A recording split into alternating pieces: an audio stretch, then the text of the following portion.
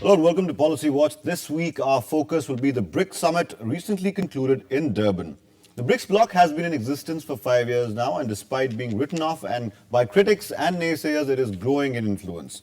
We will try and analyze the hits and misses of this particular summit and also talk about the initiatives that the member nations have pledged to undertake, like the BRICS Development Bank and the $100 billion contingency fund, among others. My guest this week is Rajesh Mahapatra, Deputy Executive Editor of Hindustan Times. Many thanks, sir, for joining us on Policy Watch again. Without further ado, let's get you the headlines first. Fifth BRICS summit concludes in Durban, South Africa. Member nations say the resolve to BRICS Development Bank has hardened. BRICS nations agree in principle on a development bank and a $100 billion contingency fund. A business council also set up.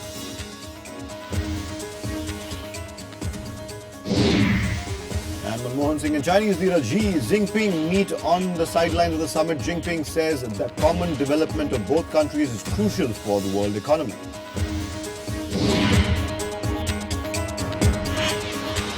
Those are the headlines. Time for our first topic of discussion. Now, in a sign that the world's 5 most influential non-Western countries have moved away from political rhetoric and a loose arrangement of meeting once a year, the BRICS countries at their 5th summit, which ended on last Wednesday in Durban, decided to set up an infrastructure-oriented development bank.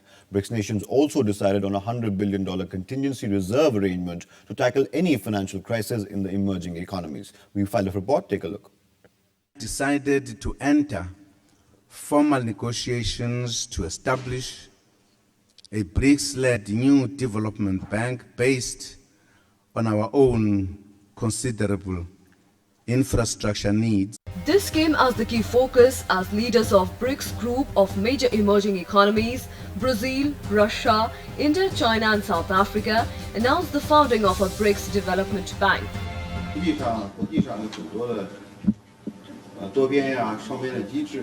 Actually, there are many multiple and bilateral mechanisms and institutions functioning worldwide and under the framework of the United Nations as well, which are playing important roles in international affairs. And the BRICS-led Development Bank will act as a supplement.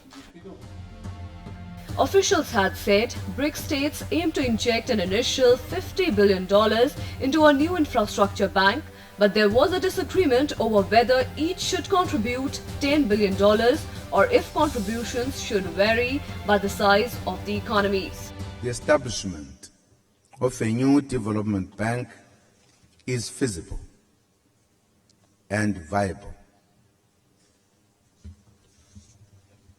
We have agreed to establish the new development bank. The initial capital contribution for the bank should be substantial and sufficient for the bank to be effective in financing infrastructure. We have explored new areas of interaction such as addressing the common challenges of urbanization and cooperating on customs and revenue issues. The BRICS Development Bank initiative has opened the door to new possibilities of cooperation. Today, we are completing the first cycle of BRICS Summit. It is my belief that over the last 5 summits, our forum has become more cohesive and more relevant. The BRICS leaders also discussed economic ties with Africa at a time when many on the continent are seeking more balance and a different focus on trade and investment, especially from China.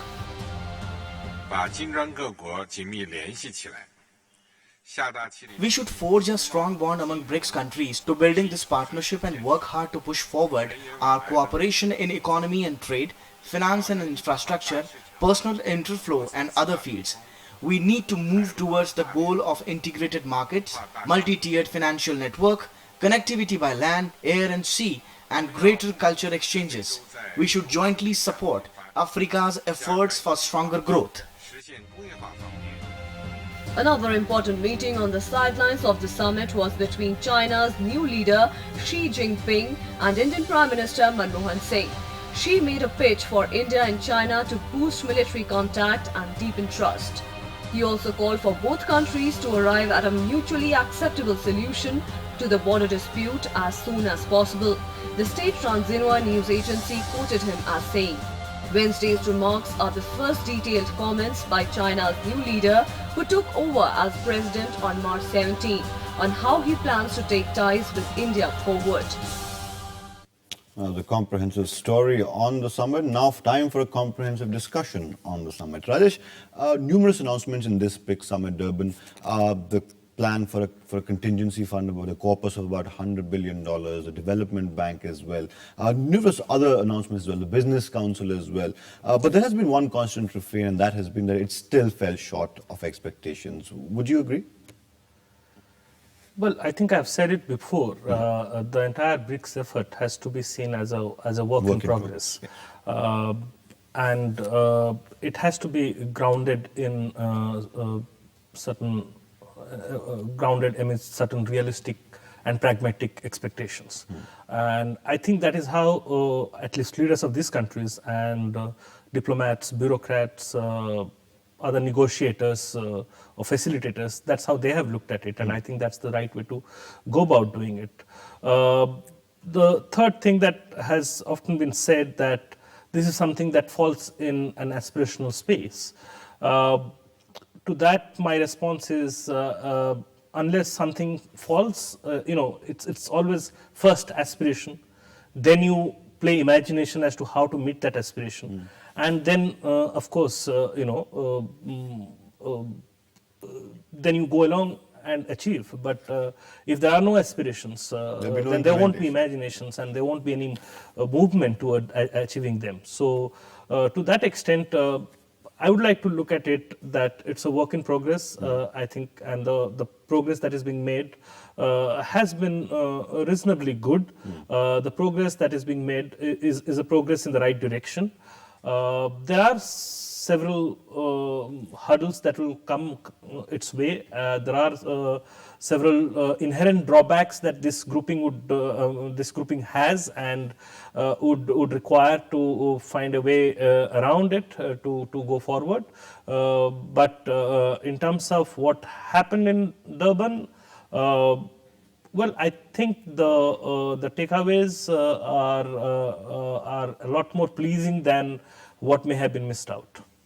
Right. Well, taking the bank per se right now, and we'll talk about the other announcements later, you mentioned there are hurdles as well. One of them could be that these 5 economies, even though they are developing economies, but their structure is entirely different. They're very diverse economies. The size is different. They're on different continents. Do you think that could be one of those channels? No, I think the question today is, you see, if you have to go back and see how did BRICS come about. It was a research paper. To begin with, it was a coinage by an investment banker, right. James O'Neill, and he was looking at economies that are growing faster and therefore could be an investment opportunity at a time when the West is slowing down. Right. So I think one of the things that has been behind it is the commonality that these are large-sized economies. They have a large population.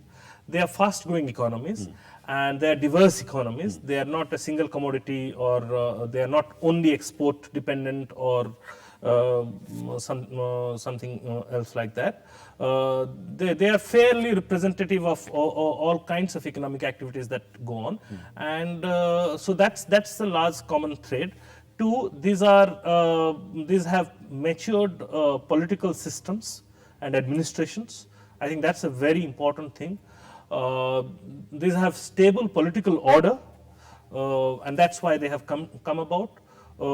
So if you look at all of this, I think there are significant commonalities.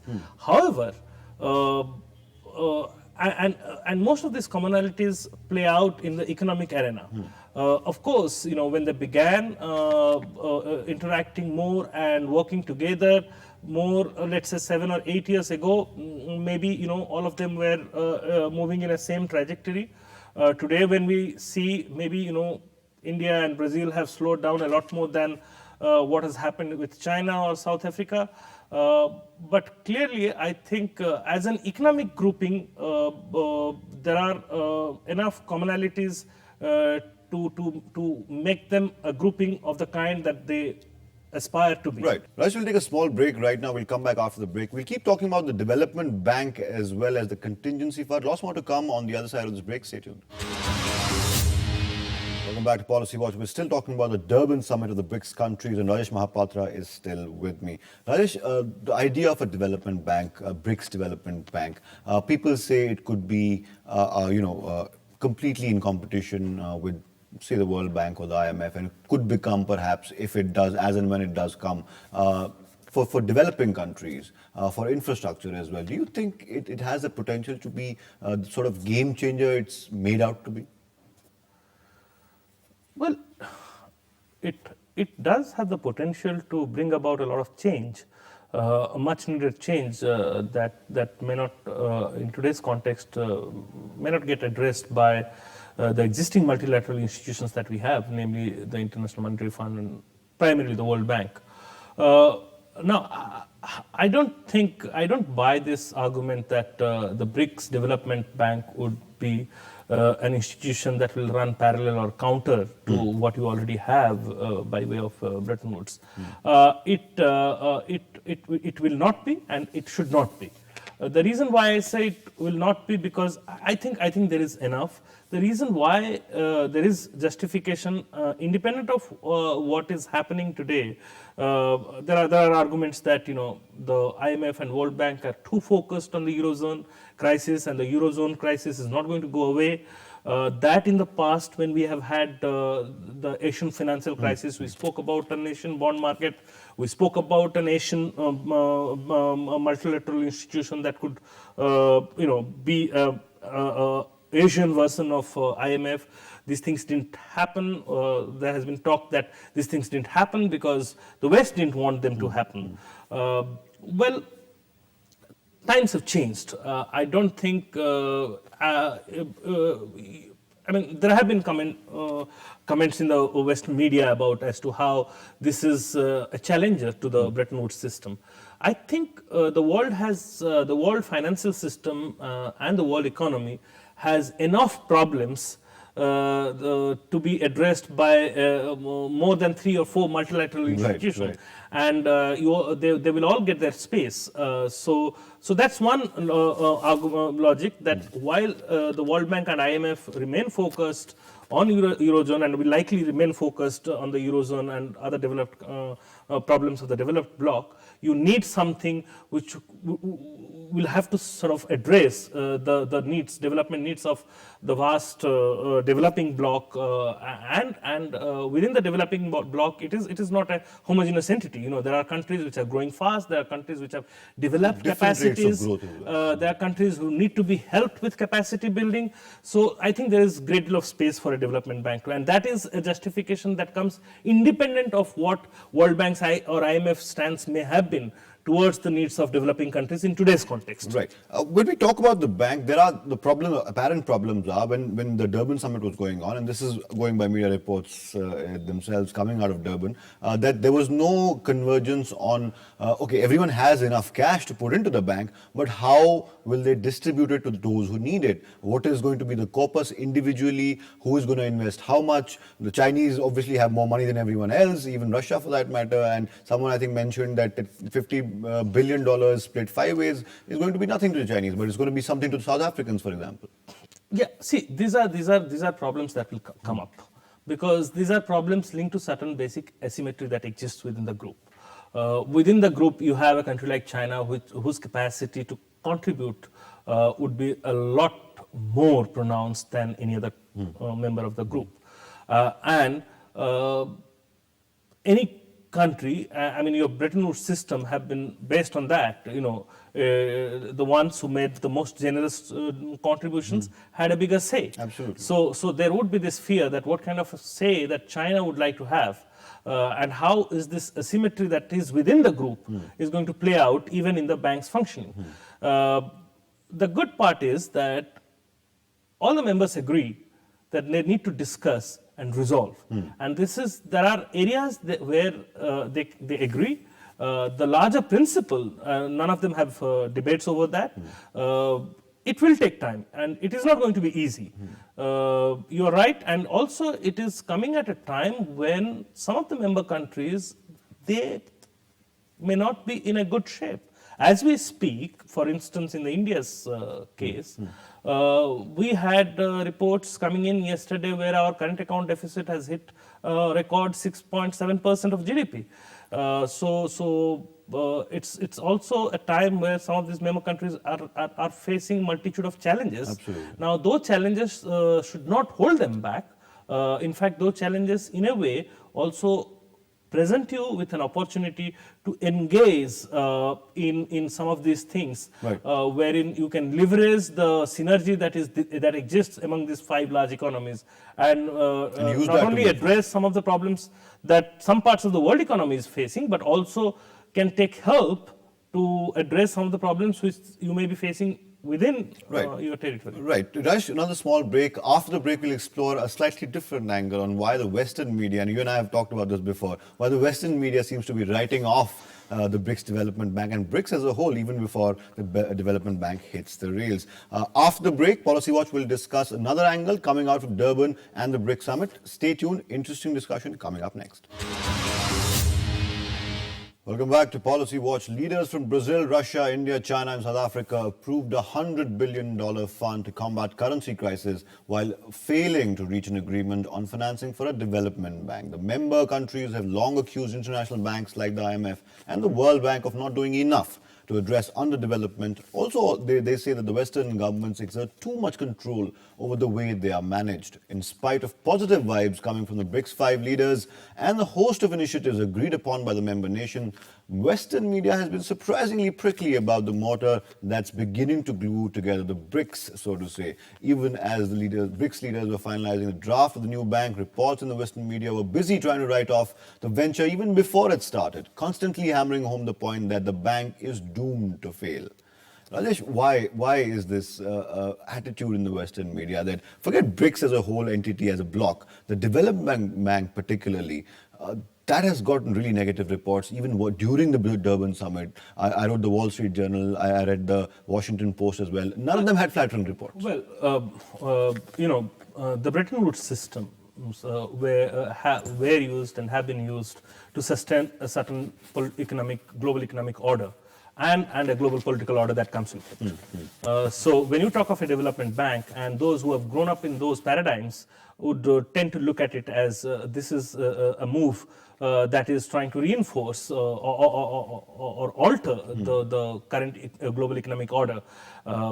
So that could be a source of anxiety that may come. But I think the Western media's reaction to the whole BRICS talks and the pessimism that you were referring to, or the cynicism rather, that you were referring to, that I think comes at a time when I think it comes in response to another development that we have seen happening with the BRICS grouping, particularly after the New Delhi meet and in the interregnum from New Delhi to Durban, wherein this group is taking, there's a political overtone to what they're talking about. So, and that's quite natural.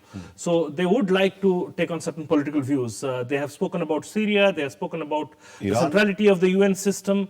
So when it tends to get a little political, and it is quite natural that economics and politics cannot be separated. Completely so you cannot say that an economic group of this kind will remain only economic in its transaction. They're bound to take on certain political overtones, right? And so when you see that, then you have this particular response coming in, and then there are pointers as to how there are differences. So yes, there are differences. There are differences on the UN Security Council. And a permanent seat China and Russia are members of it. India and Brazil are aspirants. There is still no meeting point on that within the group. There are several other geopolitical issues on which even between India and China they tend to take different positions. Now, but the point to note is that these differences have been there even before they came together for this grouping. So they're aware of these differences, and I think they have developed a mechanism to deal with these differences separately and not let them overshadow their ability to come together on issues that they agree to. Right. So I think that's how they have been moving You toward. mentioned the part that political overtones are there, and even Jim O'Neill, the guy who coined the term BRICS, when he was asked, he said that they have these countries have developed economically as well as otherwise, and he seemed to think that they have exceeded expectations. Now, because there are political overtones like you mentioned, do you think that it has ceased to be just an economic grouping, and it might just become a big player on the political stage or geopolitical stage on the world stage? It will definitely have certain reflections in the geopolitical space. It will. I mean, going by what the leaders spoke at Durban summit when they spoke about Syria and other issues, I think it is eminently clear that it will become a voice in the global political arena. Having said that, you must also note at no point in time, no leader of this grouping has tried to pose this grouping as something that runs counter to the developed bloc, that runs counter to either to the OECD or the G8 or the G20.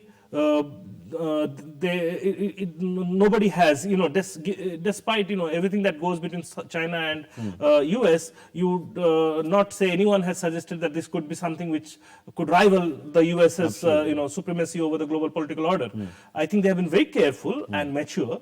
I think those who try to sort of look at it as A versus B or X versus Y. That's not the way it should be. They are lazy commentators, and these are coffee table talks. The global diplomacy is today a lot more complicated.